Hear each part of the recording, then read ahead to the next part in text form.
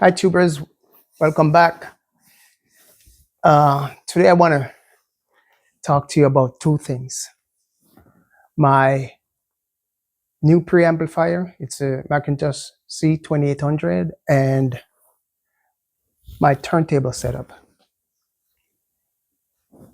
Now, a couple weeks ago, you see me boxing up my C2500 to be shipped off to another home, and then you see me outboxing my C2800, and I said I would come back and give you a follow-up on my thoughts about this preamplifier. Well, I must say the C2800, I would not say it's totally demolished the C2500, not at all. The C2500 is still a marvelous piece of kit. Anyway, but this C2800 is different. Sounds different. It even to me it even weighs less. But that aside, I'm quite pleased so far. You know, the differences I've been able to identify with the sound of this is that, to me, it gives me a better presence of the music, meaning that it just opens up wider, and I can hear a lot more detailed. The C2500 to me sound a little more. Now that I hear this, and just remembering what my C25 sounds like, it sounds a little more darker, more dull, but still good. But that's just my take on it. And I must say that we hear differently. What I'm saying might be totally nonsense to some people who has the C2500. They might be saying, this guy's crazy. What is he listening to? But then again, what I hear is different from what you hear. Your preference might be totally different from mine. But I can just tell you what I'm feeling from this new piece of gear. It's really, it just opened up wider, and it let me listen for a longer period, I should say. In addition to that, it has a lot of features that the C2500 did not have. And back to the C25 for a moment. What I really hated on that preamplifier is that the RCA plugs were so close to each other that on occasion I had to actually file down my RCA connector just to let them fit beside each other on the back of the unit. While this one, the plugs are much wider, so it's no problem, no issue whatsoever to connect your RCA plugs into it. That's a big plus here. And one of the main thing I wanted was to maintain in my new preamp is the tape loop. That's a must for my preamp, and the C2800 does have the tape loop, so I didn't lose anything there. So it's great to have that. But this thing is so convenient. Everything can be accessed via the remote. This is a proper remote, even though it does take some time to get used to the remote, but this is a proper remote, and most of the function can be accessed through the remote. For example, the tape loop on the C2500, it has a physical button here for the tape loop.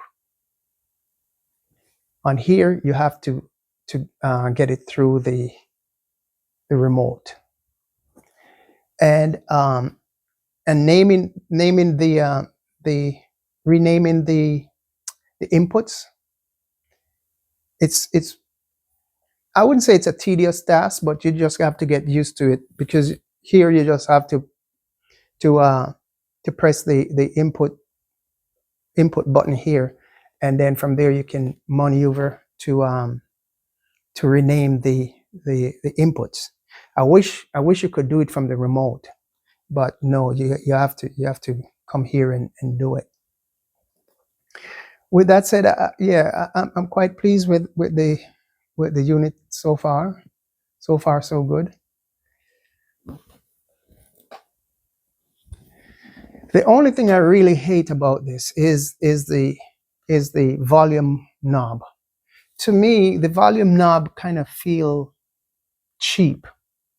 You know what I mean? It just feel light and cheap. In comparison to the input knob, it just has a nice tactile feel to it, and you can hear it ticks as it goes along. You know, while this just rotates, and it just have a cheap feeling to it. I wish it had a little more viscosity as you turn it. You kind of like, you know, give it a nice feeling to it. But this doesn't. It just flies around. That's the only thing I don't like. But other than that, you know, I'm quite pleased with the with this preamp. I have no other issues. Now, for the next thing I want to discuss with you today is my turntable. Specifically, my turntable setup. This is a VPI HW40 turntable, and I use the phosgometer to set up my turntable. Right, on the phosgometer, it has a meter here that tells you if the channels are equal, right? And then of course you have to use a test record to do this. This is my test record, right? So this and the phosgometer goes together. And I always thought that, you know, my turntable was 100%, you know, because the reading on the phosgometer, even though it was kind of hard to get both channels to be at the same level, but they were close enough that I didn't complain, because I could hear, you know, the system really nice to me. So a couple weeks ago, I went to the New York audio show, and I went into one room, and I came across the WallyTools. The person manning the room was JR. His name is JR from WallyTools, and you know, we started talking. We start a conversation, and I told him that my turntable is all good, and I have a phosgometer, and I use the a test record to set up my turntable and all that. So he went into detail about the rake angle and the cantilever alignment and all that stuff. So I say, you know, if you don't, he tells me, if you don't get those things correct, you will not hear your cartridge the way it should sound. So I stopped for a moment and I thought, you know, well, anyway, I came away from the show not purchasing the WallyTool. So when I got home, I do some digging on this WallyTool, and I came across several people talking about it, you know, and one of the analog guru swears by it, Mr. Michael Framer. He talks about this WallyTool also. So I said, you know, so I called up GR at WAM Engineering. That's where WallyTools are made. And we start discussing the turntable setup again, and he started explaining to me, and he told me that they had tutorial videos on his site that I should look into. So I jump on the website and start looking through the tools and see how he does the setup and all that. So you know what? So anyway, long story short, I bought the Wally tool. This is the Wally skater and also the Wally tractor. Now, the VPI turntable does come with a VPI protractor. That's the one I use to set up. So when I got these, you know, I went back to the website and I went. It comes with some leaflets in it, you know, with some instructions. So I went over those. Then I went back to the site and watch him do the setup. There's also a YouTuber who did a video on the WallyTools, and I watched that too. And I'm telling you, the most difficult part was to get the Wally skater to set up. But once I got that down, because like I said, I must digress a bit. Vinyl is not for lazy people. It's not for lazy people. You have to have patience also, right? Because when you're into vinyl, there is always something to do. There's work to be done. You know, either you're cleaning up your records, you come here, you tweak your turntable, you know, there are so many variables. You know, you will never get it 100% correct, but you'll get it close. You know, so vinyl is not for lazy people, and this thing really reinforces that thought. You know, the WallyTools, not just the skater, but the entire suite I have here. It's not for lazy people. You have to be very patient, because what I went through with this setup, it took me almost the whole day, but I must tell you, it was worth it. So the Wally skater, this is what's in the box, right? And it has an instruction. The Wally skater really, what I found out is that the Wally skater really allow you to verify and validate your tone harm, whether there is additional forces that you have to get corrected or not. Fortunately, all the tests that I went through with the Wally skater, they were just like about 2% within every parameters that that JR discussed in the video. That's how close this tone arm is. So I was pleased with that. So you have to use the skater first, and then you do the Wally tractor. Now the Wally tractor is kind of very tricky. It also has its own set of instructions. So this is what comes in the box, in addition to the protractor.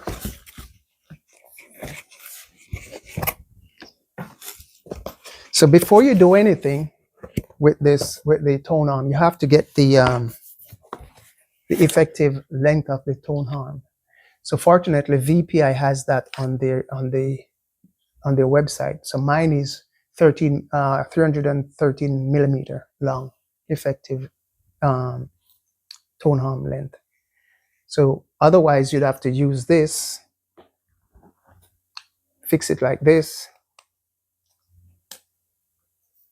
and then you put it over the spindle, and then it goes from the spindle to the pivot point, and then you get that measurement, and then you go to the Wally website, WallyTools website, and plug that number in, and it gives you the effective length of the tone arm. It also comes with a magnifying glass. This was very, very helpful. Priceless. You have to have this when you when you use this tool. Okay, so with the Wally tractor, this is what it looks like, the tractor itself.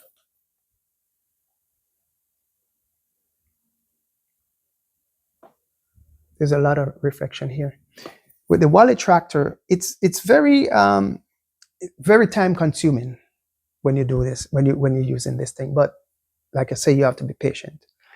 So I just found my tone harm section on this, which is 313, and I followed the instruction to a T that JR was doing in those videos, and I was able to get my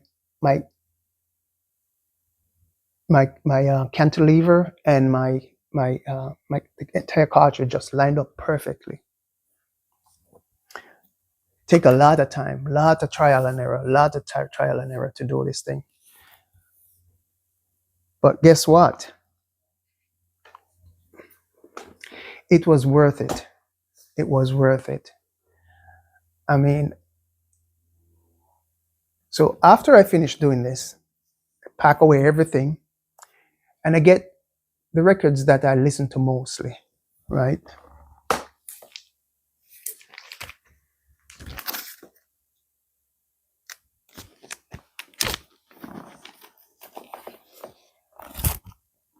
All the records that I know. These are some of the records right here in my little pile over here.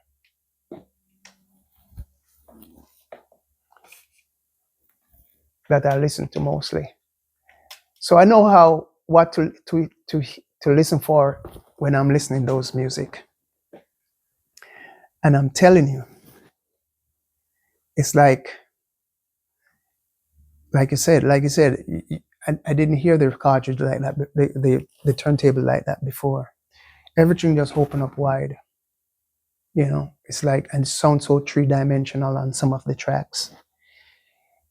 You have to hear it to understand what I'm talking about. You know, to just explain it to you, it's, you know, it might sound crazy, but I'm telling you, the Wally tractor is no snake oil.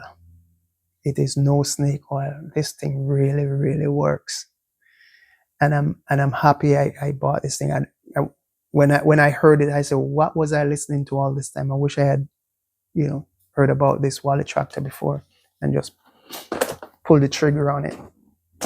Yeah, it's for example, in the instruction of the Wally tractor, it tells you that after you do the alignment with the Wally tractor, you should, let me see where it says that. It said you should, oh, here it says adjust azimuth electronically, right? You have to adjust go ahead and adjust the azimuth, because it tells you here, it says here, both the vertical inspection and cantilever alignment on the vertical and plane method and the phase cancellation method are not accurate and cannot be confirmed maximum stereo separation. That means you have to grab something like a phasgometer, which I did, and I couldn't believe it. I put on my test record. I hit the first track on the phasgometer. This is a green button that tells you that the cantilever is straight and the left channel is not running over to the right, and these are supposed to be dark. So only the green button, the green light came on. And then when I hit track 2 and 3, I hit track 2 first. That will tell you if the level of the left channel and the right channel are supposed to be equal, right? So the meter is supposed to hit at the same spot. So when the left channel came on, it hit about 18, and then 18 on the scale here, and then the other channel came on and it hit the same spot, exact spot. I couldn't believe it. I I repeated the test for about 3 or 4 times. Same result. It was pot on. It was spot on, and that never happened before the Wally tractor. Before it would come, I would get one reading, and the other reading would come close, but never exact on the same spot. You know, and that is what I think let this thing sound so good. Everything was just perfect. So, like I said, the Wally tractor is one hell of a tool. Yeah. Yep. Yeah. So I'm very pleased with that purchase. And like I say, a lot of times you listen to reviews and people talk about how things sound good and all that stuff. But me personally, I like to hear it for myself. You know, I just use their remarks as a guide. You know, not as the Bible. I won't say, yeah, I'm gonna buy it. It must sound good because he says so. No, I like to try it. Yeah. So the Wally tractor is awesome. One thing I forget to mention with the C2800 is that it's connected to the network right now. If you look closely, you see this blue light. Tells you that it's connected to the network, so that I can get updates to it when McIntosh does release updates to the firmware, and I'm all good. Yeah. Yeah, so that's my little rant for tonight, you know. Yeah, I'm quite happy with the C2800 and the Wally tool. So this was a good month, you know. This was a good month. Yeah. Thank you for stopping by, and I hope I didn't bore you with this long presentation, but you know, I just wanted to keep my promise, because I said I would give you a feedback on what I feel about, how I feel about this thing. But there are tons of reviews on this on the internet, so you know. And plus, me personally, I don't have the audiophile vocabulary, you know, because they would be throwing out some terms. I don't know what the hell they're talking about. I don't know what they mean. Just tell me straightly, does it sound good? And tell me why you hear different. You know what I mean? Yeah. Sound stage is good. You know, I can hear the left speaker, the right speaker, and in my case here, the singer is coming right at me, right in the middle, right in the middle. I have my sweet spot, right? I don't have to turn my ears nowhere. I just hear everything, just straight down the middle. Yeah, that's what I've been experiencing since I get my turntable set up correctly. Yeah. All right. I'll catch you in the next one. Bye-bye.